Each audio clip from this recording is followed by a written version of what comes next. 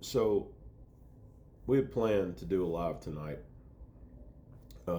Sam, Genesis, and myself, and something came up, and the topic was going to be about good, receiving it, understanding it, what the experience of goodness is in light of the distortion that has come upon our understanding of good as our experience living in this sin broken world. And it's interesting to me how reality as we know it apart from God has distorted the understanding of good, and how in a moment a real circumstance can be used by the enemy as well as distorted by our own experiences in this world, can distract us from good rather than seeing the good in it as it's allowed, as it's delivered, and as it's received. But the very first understanding of good that we see is in creation. So I'm going to kind of rapid fire read this, but it's all in Genesis 1. And I'm pinpointing these particular verses in particular. In verse 4 it starts, and God saw that the light was good, and God separated the light from the darkness. In verse 10, God called the dry land earth, and the waters were gathered together, he called seas. And God saw that it was good. The earth brought forth vegetation, plants yielding seed according to their own kind, and trees bearing fruit, in which is their seed, and each according to its kind. And God saw that it was good. And God set them in the expanse of the heavens to give light to the earth, to rule over the day and over the night, and to separate the light from the darkness. And God saw that it was good. Right down to verse 21, and God created the great sea creatures and every living creature that moves, with which water swarm according to their kinds, and every winged bird according to its kind. And God saw that it was good. Verse 25, and God made the beasts of the earth according to their kinds, and the livestock according to their kinds, and everything that creeps on the ground according to its kind. And God saw that it was good. There's this overarching theme there that as he made it, it was good. Now, this is pre-sin.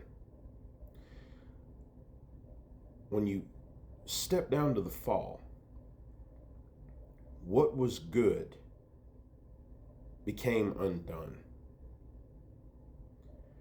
The first distortions of what good was is what Satan offered Eve in that temptation when he said to her, "Did God really say?"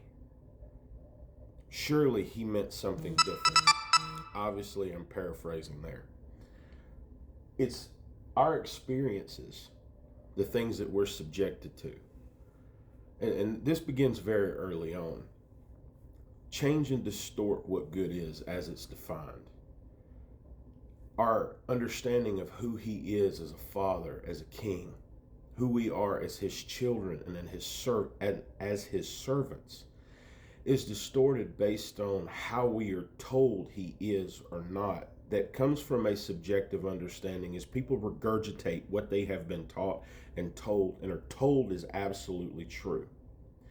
Had a secondary conversation today with someone. We were talking about a church that we used to go to and how things weren't handled and what was said and what was done, abandonment, gossip, this, that, and everything else.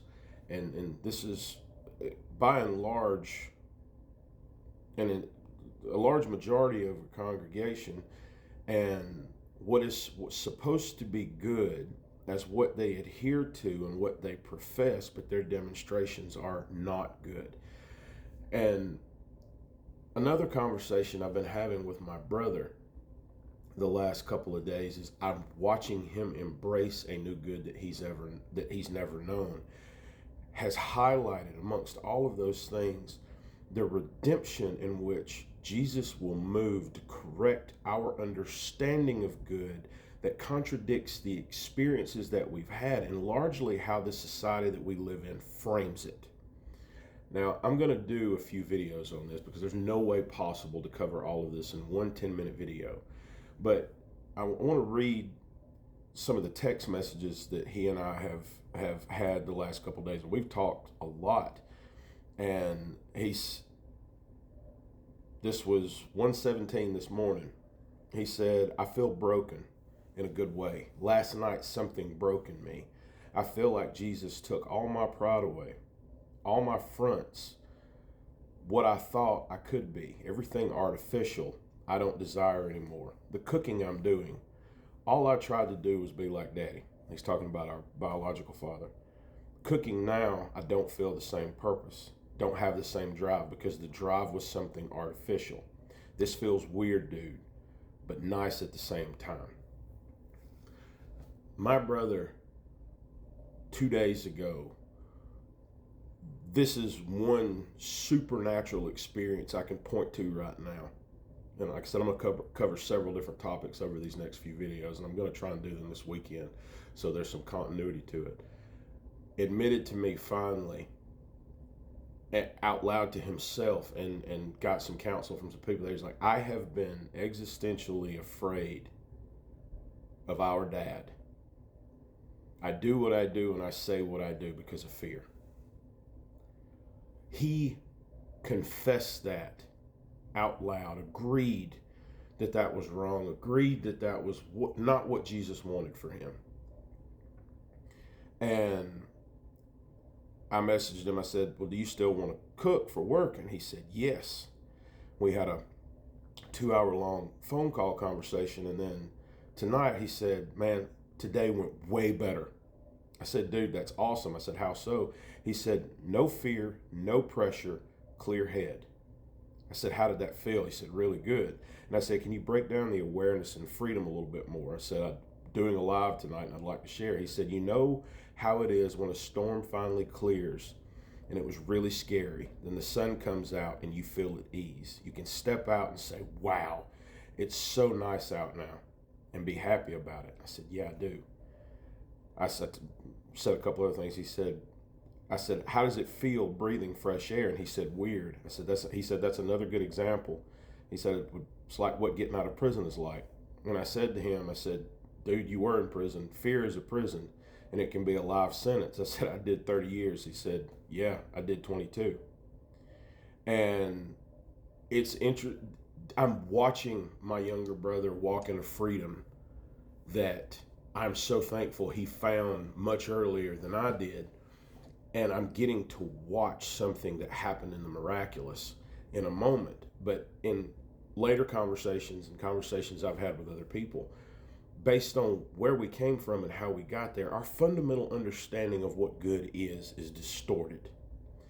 And Jesus has been showing me, Sam Genesis, little by little, what it means to experience good when good is something that has always come with negative consequences. And good and negative don't exist in the same place. They weren't created. God saw what he created and it was good. That was it. But our life, relational experiences, work, churches, family, school, your neighbor down the street, what you see on the news, this is supposed to be good, but all there is underlying is evil. All there is underlying is bad. Or I do good and I am repaid tenfold with something bad. The wages of my good are the death and pain and suffering of myself, because good does not exist as it was created. The good as we know it, as it was created, was perfect. But how good is defined has become entirely subjective to the influences of sin over life since the fall until now.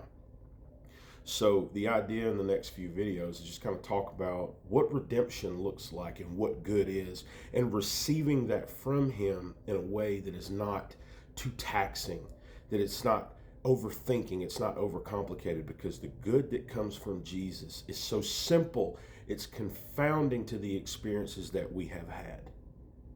And no, not everybody understands good. Good is not a simple concept, because good has to be, it is a simple concept, but it's not simple defined by the world. Good has to be defined by Jesus in order for you to understand it, receive it, and live in it. And it's not that hard. I'll probably follow up on this tomorrow because it's 20 after 9. Good night.